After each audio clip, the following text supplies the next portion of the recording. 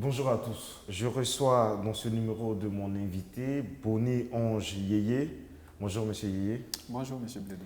Vous êtes le président de l'ONG Yes Green Earth, en français lui à Intervert, et vous êtes également le représentant Côte d'Ivoire du programme MAB Youth, Man and Biosphere, l'homme et la biosphère. C'est bien ça. Avec vous, on abordera le thème jeunesse et atteinte des ODD en Côte d'Ivoire, domaine dans lequel vous exercez un leadership. Mais déjà, on aimerait savoir, vous qui êtes écologiste, comment vous arrivez sur le terreau des ODD. Il faut dire que les ODD, c'est un ensemble d'objectifs de développement durable qui permettent de pouvoir atteindre un développement au niveau national et au niveau international. Donc, les ODD intègrent tous les domaines de la vie, que ce soit l'écologie, que ce soit l'économie, que ce soit la santé, que ce soit l'agriculture et tout ça. Donc, à travers ces différents objectifs de développement durable, nous, en tant que jeunes, il était vraiment important ou opportun de pouvoir sensibiliser les autres jeunes et aussi pouvoir les engager à travers ces différents objectifs qui sont au nombre de 17. Alors, pour marquer votre engagement, en 2016, vous fondez cette ONG-là, Yes Green Earth, avec laquelle vous exercez votre militantisme. Est-ce que vous nous racontez l'histoire de sa création? Oui, d'abord, l'organisation est née d'un déclic. Il faut dire qu'en tant que jeune, on avait souvent tendance à pouvoir critiquer tout ce que l'État faisait au niveau national et au niveau de nos différents établissements. On a toujours milité dans les associations. Et le déclic est venu de savoir, nous en tant que jeunes, c'est la question que je me suis posée d'abord dans un premier temps, qu'est-ce que je pouvais faire pour pouvoir amener l'État à faire réellement ce qu'il avait à faire, au lieu de critiquer chaque fois pour dire que l'État ne fait rien, l'État ne fait rien. Mais qu'est-ce que moi je pouvais faire pour pouvoir amener l'État à faire ce qu'il devait faire? Et ça m'a amené à pouvoir mettre en place dans un premier temps un blog, et ce blog-là que j'ai appelé Yes Green Earth. Et c'est ce blog-là qui allait me permettre de pouvoir exprimer tout ce qui était passion au niveau de l'environnement et aussi tout ce qui concerne la question de la biodiversité, les luttes contre les changements climatiques. Et après, j'ai vu que si je mettais en place le blog, je n'allais pas avoir l'opportunité de pouvoir engager certains jeunes. Et donc, il fallait transformer cela en ONG. Et depuis 2015, j'ai eu l'opportunité de pouvoir transformer ça en ONG. Et officiellement, l'ONG a été mise en place en 2016, plus précisément le 19 septembre 2016, avec l'aide de certains amis qui ont accompagné l'action dès le début. Alors, est-ce que depuis la création de votre ONG et que vous militez de façon concrète maintenant sur les questions environnementales, votre regard a changé sur le rôle de l'État, sur les actions de l'État? Oui, bien évidemment. Mon regard a changé et ça a considérablement changé parce que il est vrai que l'État mène des actions et même si ces actions ne sont pas suffisantes, il ne faut pas à chaque fois incriminer l'État pour dire que l'État ne fait rien, mais il faut toujours accompagner l'État dans ses actions. Toujours regarder ce que l'État a fait. Est-ce que ce que l'État a fait, ça correspond réellement à ce qu'ils auraient dû faire? Mais si ça n'a pas été fait, nous, en tant que jeunes, qu'est-ce qu'on compte faire pour que l'État, on puisse accompagner les actions de l'État? Et c'est ce que nous faisons. L'objectif n'est pas de pouvoir critiquer l'État chaque fois. C'est vrai qu'on critique, mais l'objectif n'est pas de pouvoir incriminer l'État pour dire que l'État n'a rien fait, l'État n'a rien fait. Mais nous, on accompagne l'État à travers la mise en œuvre de ces différents programmes-là et aussi que ce soit le PND au niveau national. Donc, raison pour laquelle nous sommes vraiment engagés à travers ces différents objectifs de développement durable. Et au niveau national, on a le PND 2016-2020 qui va bientôt prendre fin, qui donnera la place au niveau PND qui va naître. Est-ce que vous, en tant que militant de la société civile, est-ce que vous êtes satisfait? Est-ce que vous estimez que l'État a respecté sa part dans l'application de son cahier des charges concernant le PND et concernant également les objectifs concernant les ODD dont il est signataire? Je ne peux pas dire que je suis satisfait. Et toujours est-il qu'il y a des choses à faire. C'est vrai que l'État fait considérablement et l'État a fait beaucoup de choses en matière de la mise en œuvre des ODD en Côte d'Ivoire. Et je ne suis pas réellement satisfait en tant que tel. Il y a des actions à mener, raison pour laquelle notre organisation existe, raison pour laquelle nous mettons en place des ONG pour pouvoir engager le maximum de jeunes sur ces différents objectifs de développement durable et nous menons des activités dans ces différents domaines.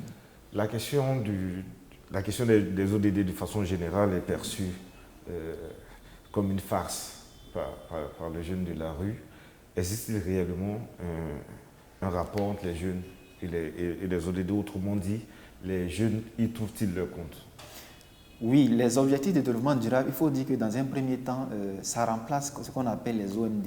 Les OMD qu'on a connus dans les années en 2000, qui ont pris fin en 2015.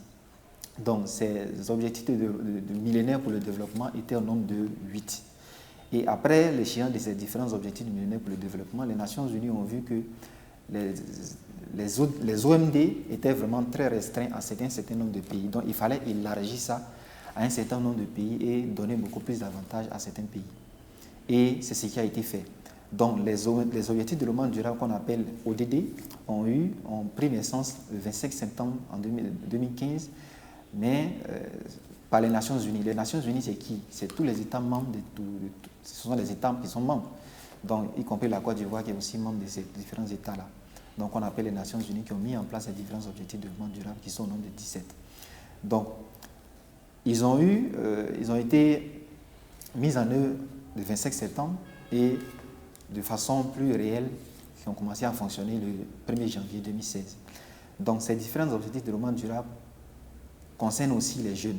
Donc, lorsqu'on prend par exemple l'objectif 8 qui prend en compte l'emploi décent des jeunes, il faut dire que les jeunes sont vraiment concernés par la mise en œuvre des différents objectifs. Et c'est les jeunes qui représentent les générations futures. Et il faut que les jeunes vraiment s'intéressent à la mise en œuvre de ces différents objectifs pour que déjà le développement puisse être réel et aussi très inclusif. Est-ce que l'atteinte de ce point 8-là que vous venez de citer, par exemple, il se fait avec le rôle de l'État, avec l'appui des partenaires privés? Comment ça se fait sur le terrain?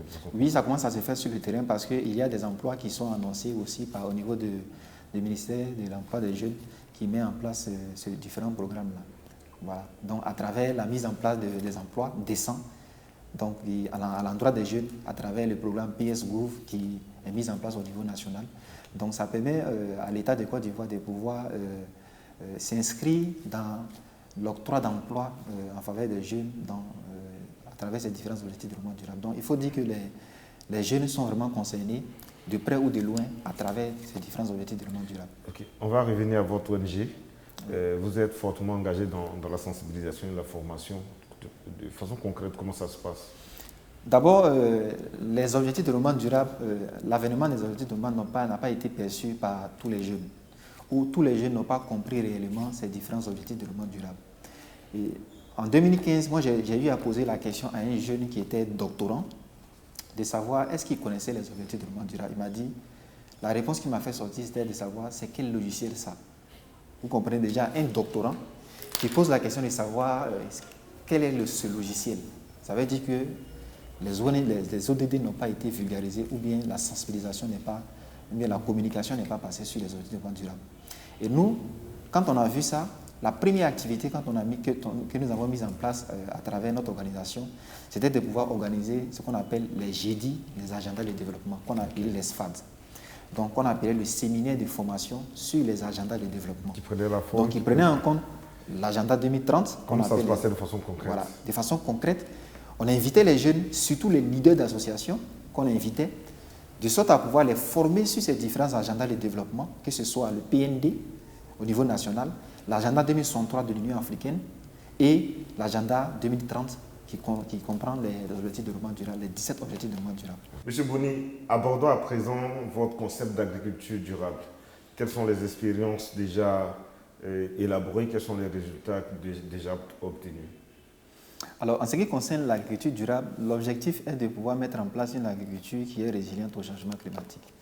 Donc, une agriculture qui n'utilise pas d'intrants chimiques dans un premier temps et qui aussi utilise les ressources pour pouvoir produire d'autres ressources, telles que par exemple le recyclage des déchets qu'on en fait, par exemple les déchets ménagers qu'on recycle pour pouvoir faire du compost. Et ce compost-là est utilisé pour pouvoir alimenter les plants, donc qui va servir d'engrais pour pouvoir alimenter les plants. Est-ce que ce processus a déjà été mis en place dans une chaîne de valeur concrète? Ça a été mis en place au niveau des Divos, par exemple, on fait avec le Green Palm, c'est-à-dire les pépinières des palmiers.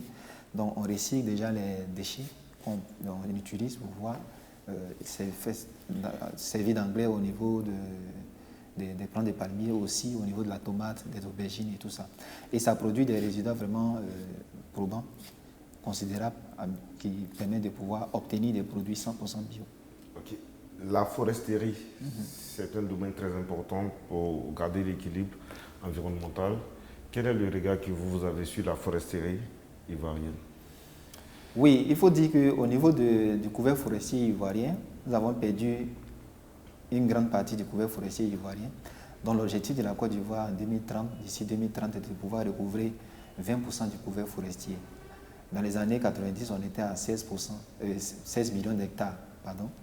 Mais aujourd'hui, on a moins de 3 millions d'hectares. Donc vous comprendrez avec moi que la forêt en Côte d'Ivoire est en train de disparaître. Et nous, en tant qu'ONG, ce que nous faisons, ce sont des campagnes de reboisement que l'on fait avec certaines ONG et aussi aux côtés du ministère de l'Environnement avec lesquels nous avons initié des campagnes de reboisement et tout ça. Et le reboisement, c'est vraiment très important de sorte à pouvoir recouvrer le couvert forestier ivoirien. C'est le couvert forestier ivoirien, bien le couvert forestier en quelque sorte qui va permettre de pouvoir emmagasiner tout ce qui est gaz à effet de serre, c'est-à-dire le CO2, qui va constituer des puits de carbone pour pouvoir réduire les émissions de gaz à effet de serre. Ok. À la tête de votre ONG, vous avez fait de nombreux voyages dans certains pays d'Afrique et même d'Europe. Dernièrement, vous étiez en Chine pour le projet MAP Youth, dont vous êtes le représentant local.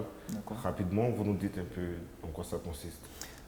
D'abord, les voyages qu'on fait, c'est une sollicitation, c'est-à-dire des personnes extérieures qui sollicitent pour contribuer à un programme, par exemple. De partage d'expérience. Voilà, partage d'expérience et de contribution à un programme. Par exemple, porter la voix de la Côte d'Ivoire auprès des différentes institutions pour l'amélioration des documents de politique publique, par exemple. Donc, l'élaboration des documents où la voix des jeunes doit être considérée, par exemple, de sorte à ce que la voix de chaque jeune puisse être représentée au niveau d'un tel programme, par exemple. Et le dernier programme sur lequel nous avons travaillé, c'est le cadre mondial de la biodiversité. Donc, c'est un cadre qui prend en compte la préservation de la biodiversité d'ici à 2030, d'ici un certain nombre d'années. Donc, il a permis à plus de 176 jeunes, 182 jeunes venus de 84 pays de pouvoir contribuer à l'atteinte de ces différents programmes-là. Aussi, on a le programme MAP. Le programme MAP qui est le programme sur l'homme et la biosphère, en anglais, qui est Man and Biosphere. Donc, c'est un programme qui a été mis en place par l'UNESCO depuis les années 1971. Et nous avons demandé à l'UNESCO de pouvoir mettre en place le volet jeunesse. Et l'UNESCO a compris qu'il était vraiment important de pouvoir impliquer les jeunes à travers ce programme-là pour que les différentes actions puissent être menées au niveau national et au niveau international. De sorte à ce que les jeunes puissent être des ambassadeurs de ce programme-là dans tous les différents pays. Et c'est ce qui a été fait. Donc, ce programme se met en place à travers les réserves de biosphère, donc sur dans un certain nombre de pays où des pays ont des réserves de biosphère en leur sein. Voilà. Donc, les différents voyages que je fais, ce n'est pas des voyages touristiques, mais c'est des voyages qui me permettent de pouvoir contribuer à l'atteinte d'un certain nombre des objectifs de développement durable et contribuer à l'élaboration des politiques publiques. Le plan local également? Au niveau du plan, au niveau national aussi. Ok. Comment vous percevez le militantisme, l'engagement des jeunes sur les questions écologiques au plan local? Au plan local... Comment vous l'évaluerez? Au plan local, je peux dire que l'engagement des jeunes au niveau des questions environnementales est satisfaisant parce qu'on a de plus en plus de jeunes qui s'engagent sur les questions environnementales pour pouvoir contribuer de façon significative à la préservation de leur environnement et aussi sur les thématiques spécifiques telles que la biodiversité, la lutte contre les changements climatiques, la promotion de l'agriculture et tout ça. Donc, je peux dire de façon générale que l'engagement des jeunes est satisfaisant. Vous êtes le tout premier invité de Jeunes Leaders, cette tribune dédiée à tous les jeunes qui exercent un leadership dans leur secteur d'activité.